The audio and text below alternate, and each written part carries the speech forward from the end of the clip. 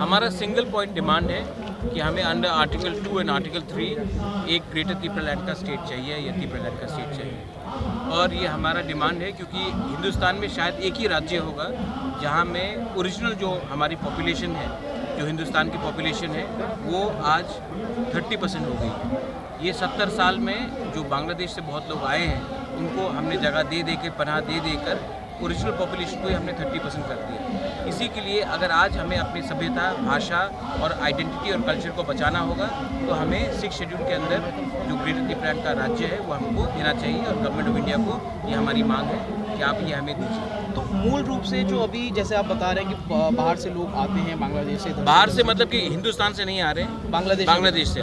तो उसमें क्या क्या हनन हो रहा है? जो आपके लोग वहाँ पे हैं कंट्री के, उनको क्या हनन हो रहा है? ये बात आप महसूस कर सकते हैं, आपको शब्द में मैं बोल नहीं सकता हूँ क्योंकि ये कहीं में इंडिया में नहीं हो रहा है, सिर्फ त्रिपुरा में ही हो रहा है। अगर आप बाहर के देश से लोगों को निमंत्रण करेंगे और वो आपके एडमिनिस्ट्रेशन में आ जाएंगे, वही आपके प्रोफेसर्स बन जाएंगे, वही आपके जज बन जाएंगे, वही आपके मंत्री एमएलए बन जाएंगे, तो आपको कैसे लगेगा? तो प्रशासन जब आपके हाथ से पूरा चल जाता है और आप अगर त्रिपुरा में घूमेंगे और आपको लगेगा नहीं कि ये एक त्रिपुरा एक राज्य था, ये नया एक लगेगा कि ये एक एक्सटेंशन ऑफ बांग्लादेश है, तो आपको कैसे लगेगा? ये मैं मज़हब के में बात नहीं कर रहा हूँ, मैं कम्युनिटी सेंट्रिक बात कर रहा हूँ, मज़हब के नाम में एकदम नहीं बोल रहा हूँ। तो ये बात मैं आपको शब्द में नहीं बता सकता हूँ।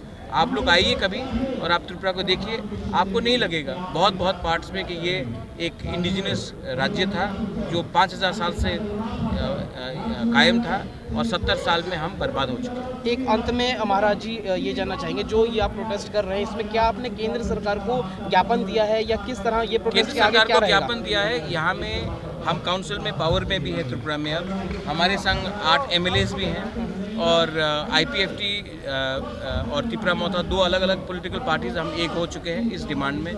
और केंद्र सरकार भी जानता है कि हमारा क्या डिमांड है। अब मैं केंद्र सरकार को यही बोलना चाहता हूँ कि आपने कानून पास किया है जहाँ में बाहर के शरणार्थी को भी हम पनाह दे रहे हैं सिटीजनशिप अमेंडमेंट एक्ट करने के बाद। उसके बाद आज हम तो हिंदुस्तान के लोग हैं, हमारे बारे भी सोचिए, हमें भी कुछ कॉन्स्टिट्यूशनल सोल्यूशन दीजिए क्योंकि जैसा चल रहा है और अब ऐसा नहीं चलेगा।